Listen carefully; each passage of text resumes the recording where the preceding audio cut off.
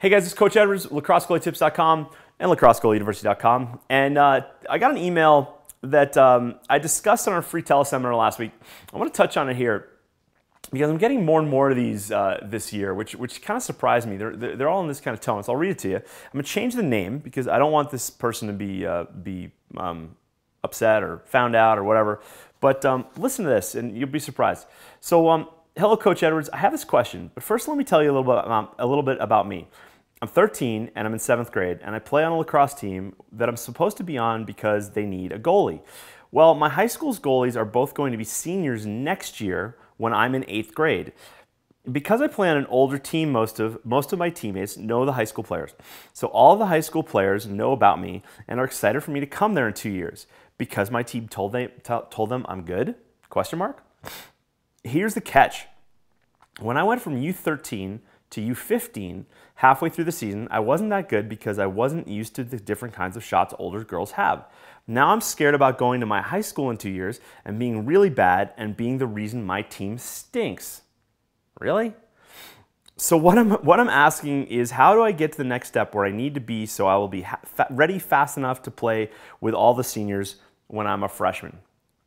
Great question. However, the first answer to this, like the first response, how to get better, one is your attitude has to change. Flat out. This attitude is horrible because you're already expecting to fail, okay? And now I get this up from a lot of goalies. They think that they feel like they have the weight of the team on their shoulders. And what I've said all along, and you've heard me say this before, is if your team was so damn good, they wouldn't need a goalie, right? So as a goalie, there's a full-on team out there that needs to do their job just as much as you do, okay? And the reason why you see shots is because everybody else in the field has made a mistake at some point that has gotten the ball down on your end, and now that shot's being taken on you, all right? So first off, your attitude totally has to change here, and that, yeah, you might be good, and you might be young. However, one of the things that I see a lot of goalies do when they do this, what's called this forward thinking, right? They're thinking a year or 2 years or even like next week's playoff or trial, whatever. They're thinking, they're envisioning that point in time. So in this case, 2 years, right? 7th grade now, going to be in high school in 2 years. What this goalie is doing is envisioning themselves playing with those senior players as a 7th grader, okay? That's the problem, all right? Is what this goalie is doing is they're not seeing themselves bigger, faster, stronger, more mature, more experienced, right? When a goalie makes a jump from a U13 to a U15 and there's a 2-year jump like right away, there's going to be a learning curve, right? There's going to be a dip, and where, yeah, performance is going to go down because physically the goalie can't react fast enough, move fast enough to the ball to make the save. If you saw my post a couple weeks ago, talked about this, where having fast hands, moving to the ball, that's all a combination of your physical ability to move. And when you are a 7th grader envisioning being a freshman playing with grade 12s, if you're seeing yourself as the 7th grader now, you're obviously not going to be very good. You may be up for the challenge. Like I was like that when I was young. As an 8th grader, I was playing varsity lacrosse. Actually, in the summer, I was playing with collegiate guys and older. And so I was up for the challenge. So mentally, I was kind of in a better space than this goalie was. But did balls fly by me? Sure. Did I get hurt sometimes? Yeah.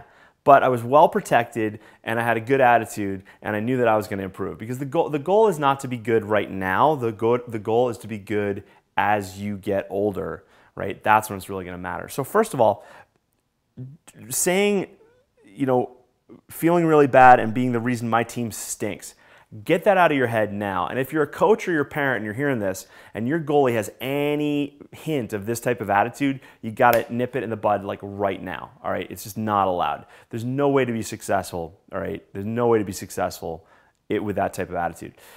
I'm working on my book, Definitive Guide to Lacrosse Goaltending, and I just wrote last week, I finished off a chapter talking about the need to be happy before you get into the cage. All right, and I'm talking like happy in general, not just happy about playing lacrosse. You just can be happy in general. And a goalie who feels like this is not happy, right? And when you're not happy, performance suffers. Check out The Happiness Advantage. It's a book by Sean Achor, Achor. It's a Harvard professor. Fabulous book. I read it in one day. Big read, hard read, but really interesting. And as a parent, as a coach, as an executive, a business owner, whatever you are, an employee, you got to read that book. All right, and then you got to take it to your kids. All right, I swear every kid should read that book, and every teacher, educator should read that book. So I highly recommend it. So go pick it up, and I'll put a link in the post to get it on Amazon.